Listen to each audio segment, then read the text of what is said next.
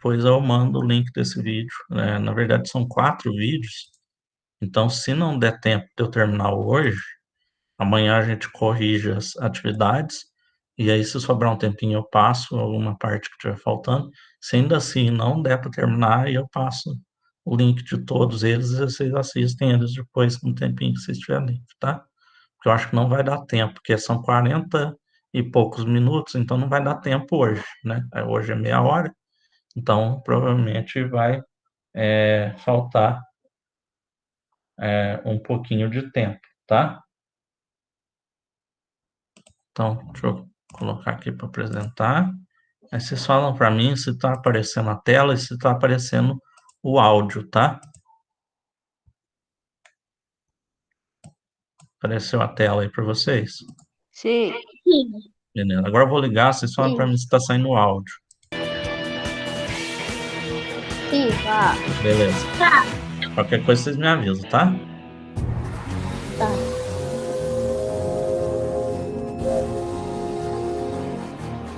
Boa noite. Você já experimentou o prazer de uma viagem de trem? O país que hoje corre sobre rodas no asfalto já deslizou sobre trilhos. E o apito de uma Maria Fumaça ainda mexe com a imaginação de milhões de pessoas. Brasileiros como eu, que passaram boa parte da vida chegando ou partindo de estações lotadas, curtindo da janela a beleza da nossa paisagem. Abril é o mês do ferroviário e nós escolhemos o primeiro programa do mês para contar a história da Estrada de Ferro no Brasil, uma aventura que começou no tempo do Império. Você é nosso convidado. Vamos embarcar numa viagem inesquecível. O Globo Repórter de hoje é uma coprodução com a EPTV, afiliada da Rede Globo.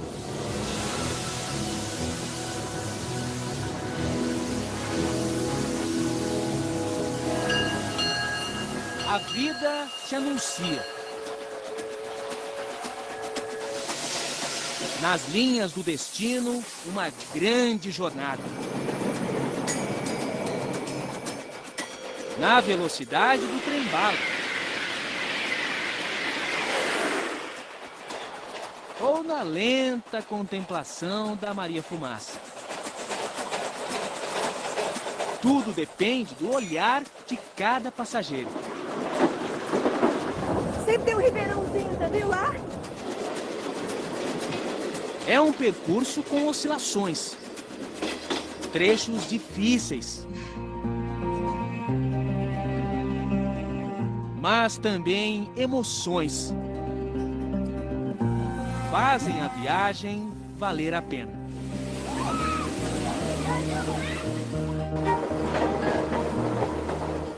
Na rota do trem, sonhos e surpresas. Nossa senhora, isso é bom demais. Paisagem passando, aquelas casas longe, as fazendas, né? E o trenzinho seguindo. Na arte, o trem representa a poesia em movimento. Para os historiadores, a maior invenção depois da roda. As linhas não apagadas pelo tempo contam um pouco dessa trajetória, iniciada na segunda metade do século XIX, aqui no Rio de Janeiro. O maior símbolo ferroviário dessa época é a Central do Brasil, cartão postal conhecido pelo prédio e principalmente o grande relógio da estação. Coisa dos britânicos, que nos emprestaram a pontualidade, tão famosa quanto o Big Ben. Os ponteiros do relógio e os horários do trem nos deram uma nova noção de tempo. Da Inglaterra também veio a tecnologia para a construção das ferrovias. Após a Revolução Industrial, nasceram aqui as avós da nossa Maria Fumaça. No país de tantas tradições, a do trem está preservada.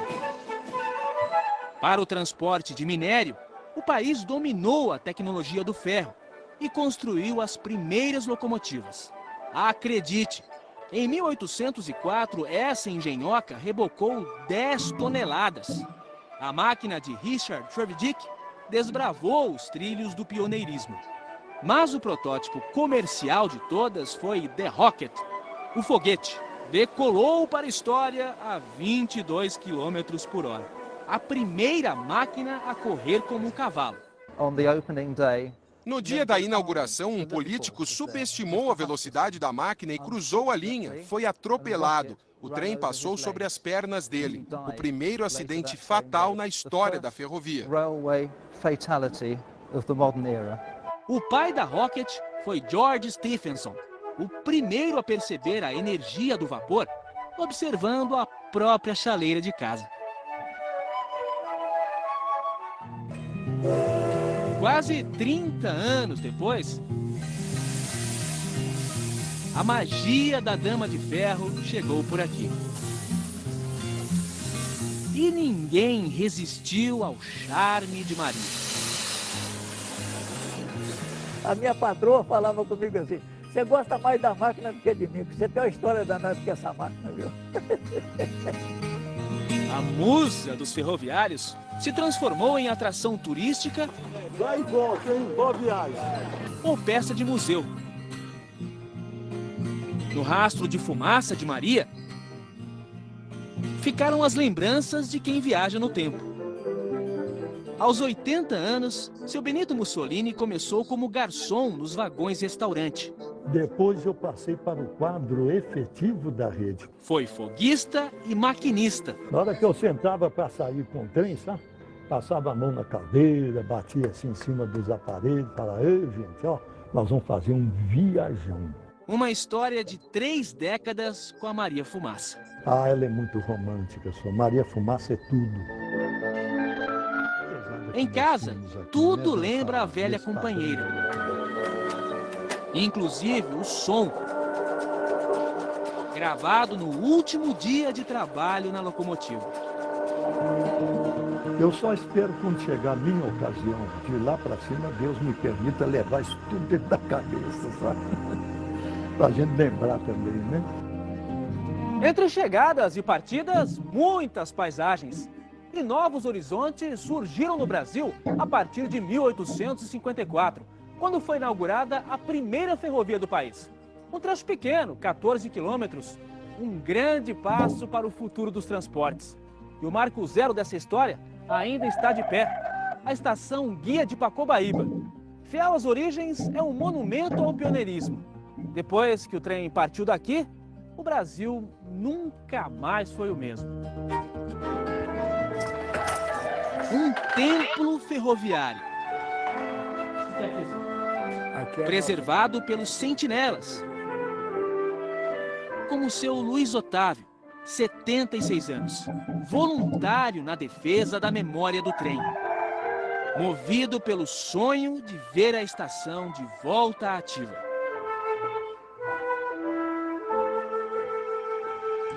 Eu digo mais, um dia, se essa estrada de ferro reativar, eu não faço mais questão de viver. Por quê, hein? Cumpriu o objetivo, né? Meu sonho é ver essa linha funcionar, essa casinha, tudo. Seu Luiz segue os ideais de um iluminado. Irineu Evangelista de Souza, o Barão de Mauá, empresário responsável por colocar o Brasil nos trilhos. Quando o soberano era o imperador, ele foi chamado de rei. De simples mascate, se tornou o dono do Banco Mauá, homem mais rico abaixo da linha do Equador. O empresário fazia os planos nessa casa onde morou em Petrópolis. Trouxe a luz a gás para o Rio de Janeiro e aceitou o desafio de construir uma ferrovia do Porto de Magé até a raiz da Serra de Petrópolis. Nessa época, o Brasil caminhava a passos de mula. No final do século XIX, a locomotiva econômica do país era o café. Produção Mas, a todo aquilo que a gente vapor, falou, né? No Rio de Janeiro. início, o transporte era através dos animais, né? A mula, o cavalo, o boi, né? E aí, a partir daí que ele começa a trazer as ferrovias, vão ser a primeira, né, forma de transporte moderna, né? Janeiro e Minas. Mas as viagens das regiões produtoras até o porto levavam meses. Em algumas travessias, 7 em cada 10 sacas se perdiam pelo caminho. Pode ser, eu quanto Na Serra perdi. do Mar, em São Paulo, as mulas despencavam com o carregamento. O Barão de Mauá buscou recursos na Inglaterra e, sem um centavo do Império, bancou o projeto. Diziam, né, que ele era doido, né? Ele dizia, já que ninguém investe, eu mesmo vou investir, né? E ele costumava dizer isso para o Mauá. E desde quando o trem é cabrito para subir montanha, né? Na Baía da Guanabara, os barcos à vela tinham a rota desviada pelo vento e ficavam à deriva. O Barão construiu as primeiras embarcações a vapor para a viagem até o cais. Hoje, corroída pela ferrugem, a estrutura metálica avançava 150 metros em direção ao mar. Transportou material para a ferrovia e, mais tarde, passageiros. Perceba o gênio de Mauá. Ele estava trabalhando com a bimodalidade, o transporte a barco e o transporte ferroviário. As obras iniciaram em 1852, com uma grande cerimônia, mistura de festa e desfile de modas. O Barão de Mauá convidou todos os nobres da época, além da família real, o imperador Dom Pedro II e a imperatriz Dona Teresa Cristina. O Barão de Mauá entregou ao imperador uma pá de prata e pediu a Dom Pedro que fizesse as primeiras escavações. A falta de intimidade do imperador com o trabalho fez a alegria dos operários da obra. Depois de tanto embaraço, o esbaforido Dom Pedro II desapareceu da festa. Sob o comando de engenheiros ingleses, mais de 200 homens construíram a estrada de ferro Mauá na base da picareta. Em 2 anos, a obra foi concluída, transformando a viagem do cais até a Serra de Petrópolis de 2 horas em 30 minutos.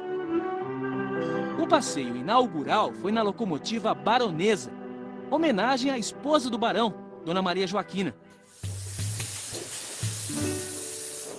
4 vagões percorreram o primeiro trecho sobre trilhos em solo brasileiro.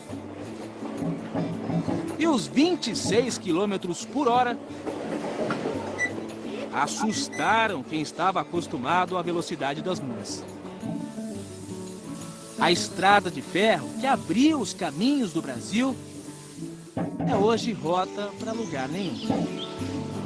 Apenas um trecho da estrada original roda nos trilhos do subúrbio. E aqui o Barão de Mauá chegou ao fim da linha, derrotado por um gigante chamado Serra da Estrela. Ele esbarrou nesse paredão, diferença de 870 metros até Petrópolis, ele não conseguiu. O Redentor chegou de trem ao Morro do Corcovado. As peças foram levadas pelo veículo que hoje transporta os turistas. Mas para alcançar os 800 metros de altura, foi preciso reinventar a roda. Ficou dentada para se encaixar nos trilhos da cremalheira. Sistema criado na Suíça, usado até hoje em grandes inclinações. A invenção revolucionou o trem. E também fez a primeira estrada de ferro do Brasil subir a Serra de Petrópolis. Vem surgindo de trás das montanhas. O trem da montanha chegou onde o Barão de Mauá sonhava. Olha o trem. Mas puxado pelos investimentos de outra companhia, a Grão-Pará, mais tarde Leopoldina. Ferrovia que avançou em direção à zona da Mata Mineira. E o vapor, na subida da serra, ainda aquece a memória. Os que sabem do trem. Eu tenho uma saudade gozada. Uma saudade que eu tenho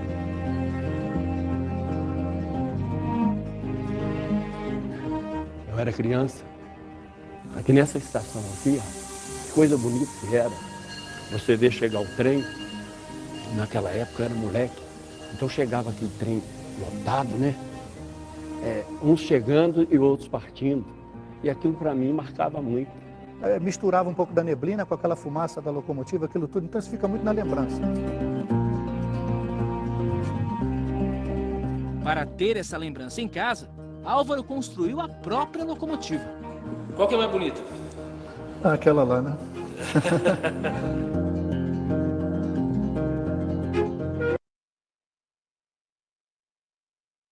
Vou colocar o próximo, tá? Infelizmente ele tá dividido. Aí eu tenho que sair de um e entrar no outro. No início, os trens tinham uma porta individual para cada passageiro. Tem ele inteiro, sabe? Só que ele inteiro, a qualidade tá muito ruim. Então, esse aqui ela já não tá boa, né? Vocês veem que tá só em 360p, né? Mas o outro, que é ele inteiro, tá em 240. Aí tá horrível, né? A primeira classe com bancos de couro. E a segunda Então, com acredito assentos que de eram madeira. os vagões, né? Existia ainda a terceira classe, reservada a quem não tinha condições de pagar. Os pés descalços. Com o tempo, gente da alta sociedade também escondia os sapatos para viajar de graça. O condutor via, mas o senhor não pode entrar, o senhor é um homem bem vestido, o senhor tem... Não, mas eu estou descalço, eu estou cumprindo a lei. A terceira classe foi extinta, mas a malandragem atravessou séculos. A pessoa que chegava numa parada intermediária, via que você vinha fazendo conferência de passagem, descia e passava por período onde a gente já tinha passado. O trem chegou quando a escravatura estava de partida. E surgia o trabalho assalariado. Eu pegava lenha aqui, para botar lá, para poder encher a fornalha. E maquinista? Como é que você se tornou maquinista? Eu era novo ainda, o chefe me falou, tô precisando de maquinista. Então, essa aqui era a sua menina? Essa era uma das meninas que eu adorava. Em Petrópolis surgiram as primeiras vilas operárias e indústrias têxteis. O trem precisava de comunicação eficiente e trouxe o computador do século XIX. As mensagens tinham apenas código, o Morse. Assim era o telégrafo. A história desse meio de comunicação também deve reverência ao empresário do Império. Só o Barão de Mauá poderia construir 12 mil quilômetros de cabos submarinos para a comunicação com a Europa. E a roda do desenvolvimento girou como a cremalheira. Hoje é o concreto, por onde a ferrovia ainda resiste. Mas o passado é a referência na trajetória do trem. Se no Rio de Janeiro foi preciso vencer os obstáculos naturais, em São Paulo o desafio foi ainda maior. A Serra do Mar impedia a ligação entre o Planalto e a Baixada Santista.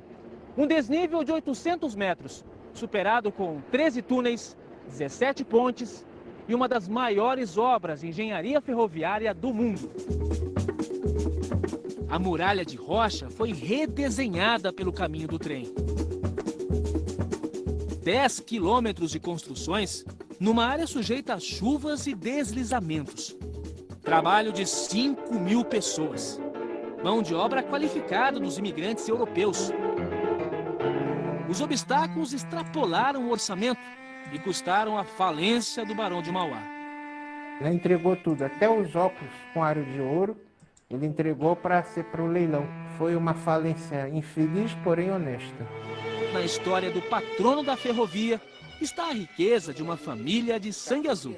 Dona Francisca, 79 anos, é marquesa, trineta do Barão. E Eduardo, 43 anos, marquês, tetraneto de Mauá. O que é que ficou para a família? Aí eu costumo dizer para quem quando nos perguntam, vocês estão ricos? Não, aí eu falo, nós estamos falidos desde 1878. Convidamos a nobreza da ferrovia para uma visita, onde tudo começou. Estamos felizes que vocês vieram. Olha só quem tá aqui. Na mesma estação, Olha que maravilha. os herdeiros do pioneirismo. Tanto trabalho, tanto sonho, né? E o guardião da memória ferroviária. Uma pequena lembrança da presença dos senhores aqui. Olha que maravilha. Ai, que bonitinho. Que lindo. Só falta agora ativar a estrada. Ô, professor, Bom, de repente... essa locomotiva ainda existe? Então, algumas existem, né? Que nem aquela primeira que ele mostrou lá, que ele falou, a baronesa, está no museu, né? Não é assim, ela não é usada, né? E tem algumas da época, que nem aquela primeira que a gente viu se movimentando, que eles estavam passeando. Tem algumas antigas que ainda em alguns lugares assim turísticos, nas cidades antigas, históricas e tal, que são usadas, tá? Mas muitas foram destruídas, perdeu com o tempo, né? O pessoal não Foi teve interesse em enferrujando. guardar. Oi? Foram enferrujando quando o tempo. Foi perdendo, né?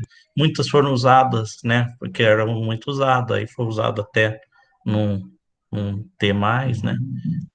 Que nem aqui em E a Maria Gospé, Fumaça? aqui A em Maria Gospé Fumaça tinha, existe? né?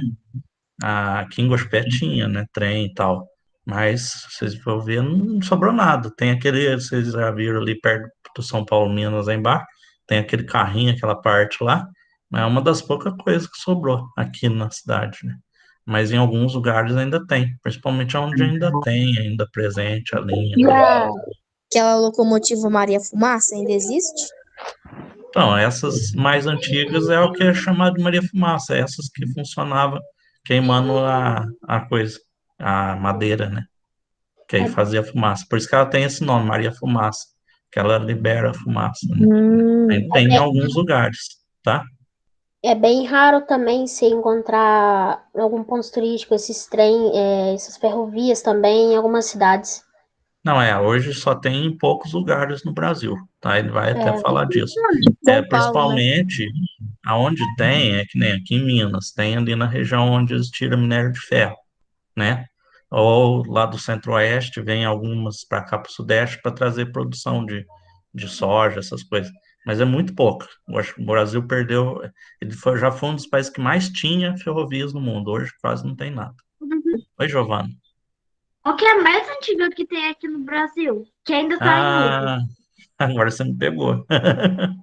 Eu vou pesquisar depois eu te falo, tá? Porque eu de cabeça Eu não também sei. quero saber. Mas eu imagino que seja uma dessas lá do Rio de Janeiro, que foi onde construiu as primeiras, né? Ele falou que tem um pedaço lá que ainda está funcionando, daquela que o Mauá construiu, então provavelmente é uma dessas partes que o Mauá construiu. Eu vou, enquanto vocês assistem o resto aqui, eu vou dar uma pesquisadinha no meu celular e eu falo para vocês, tá? Tá. Ele até tá aqui. Tchau. Onde foi parar o trem pagador? Daqui a pouco, histórias de um Brasil ingênuo e cheio de encanto. Vamos agora para os nossos comerciais. Uma obra de arte da Aqui não tem ferrovia, comercial. esculpida pela arquitetura inglesa. A Estação da Luz é um monumento proporcional ao tamanho dessa história. Construída em 1867 e reconstruída no início do século passado, a Estação da Luz foi sede da Companhia São Paulo Railway. A linha da capital seria inaugurada em 1865. Uma grande festa para 300 convidados foi organizada para receber a comitiva da viagem inicial. Mas o trem atrasou, e muito. Tombou na altura do rio Tamanduateí. O maquinista morreu e muitos nobres ficaram feridos. A festa foi cancelada e o banquete ficou vários dias sobre a mesa. 2 anos depois, a Inglesa foi inaugurada. 139 quilômetros de Santos, passando por São Paulo, até chegar a Jundiaí. Fim da linha para os planos da empresa, sem interesse em seguir para o interior.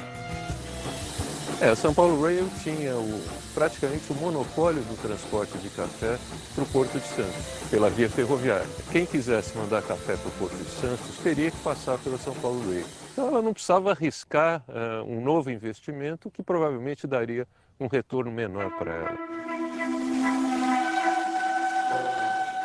O trecho até Tiradentes é o remanescente da mais mineira das estradas de ferro, a Oeste de Minas.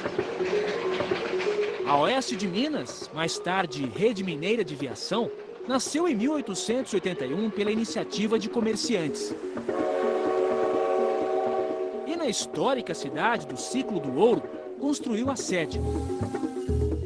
No trecho de 700 quilômetros, apenas 12 resistiram ao tempo.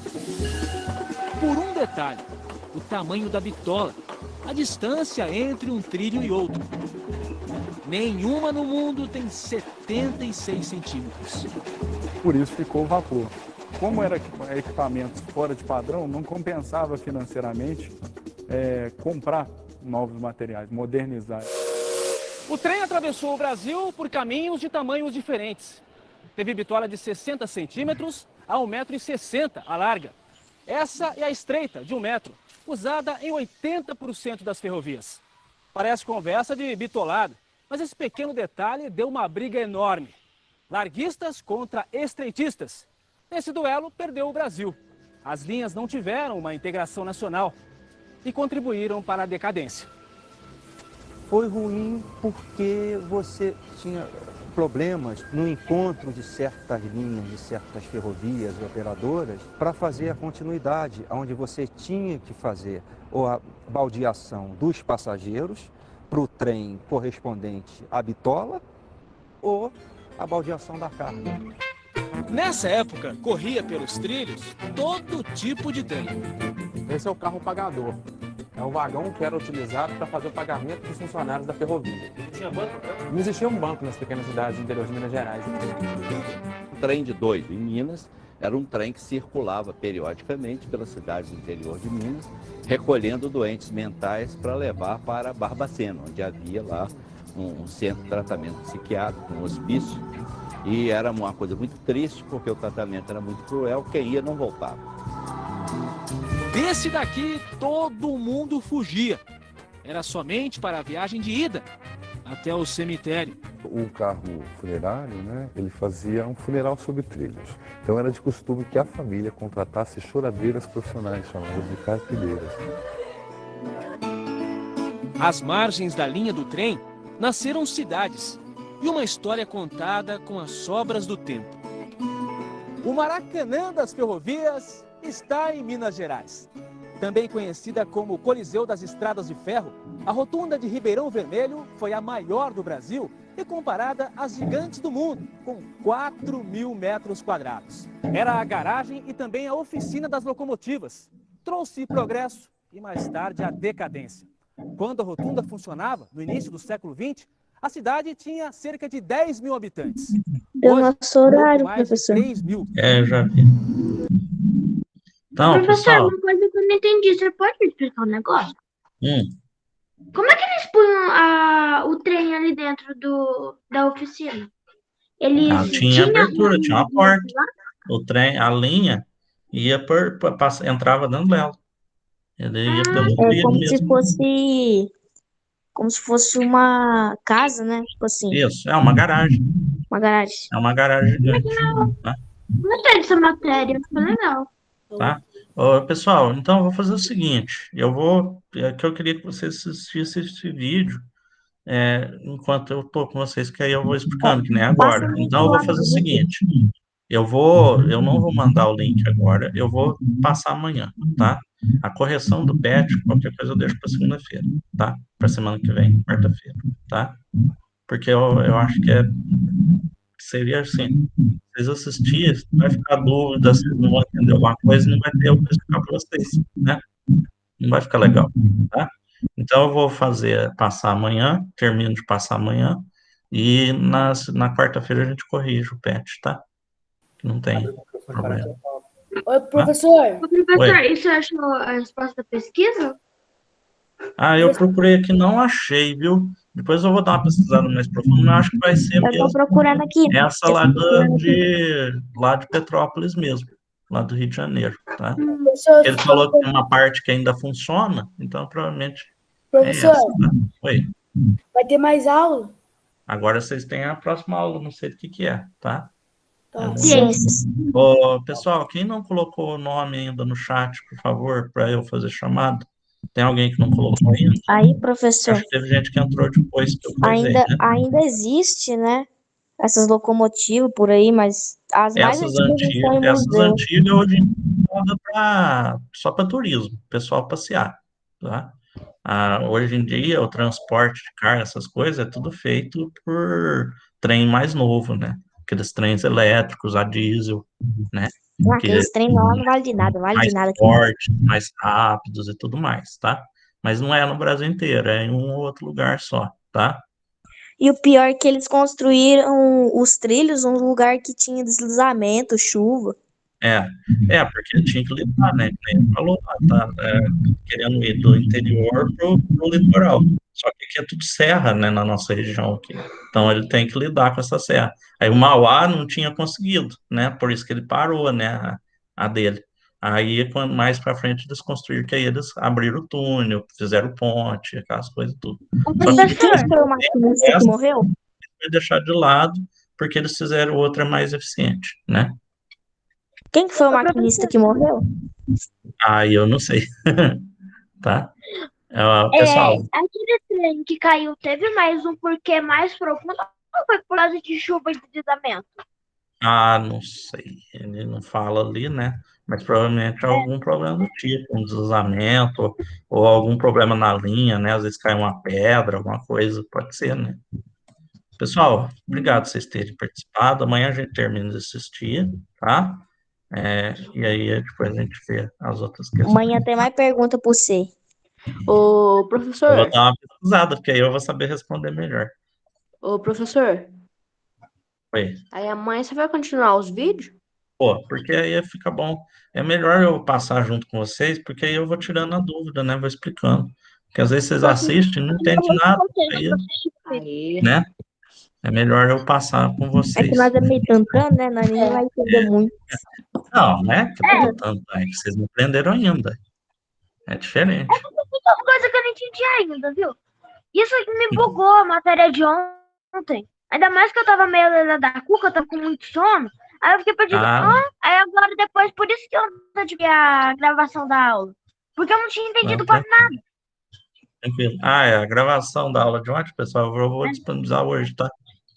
Tá bom. Hoje à tarde eu eu tenho que baixar do lugar, salvar no meu computador, passar pro YouTube e aí jogar lá para vocês, tá? E é bom você dar mais uma pesquisada, porque amanhã eu vou fazer um monte de pergunta por você. Agora quem tá tendo que... Agora sou eu que tô... Agora eu que tô... vocês que mandam, né?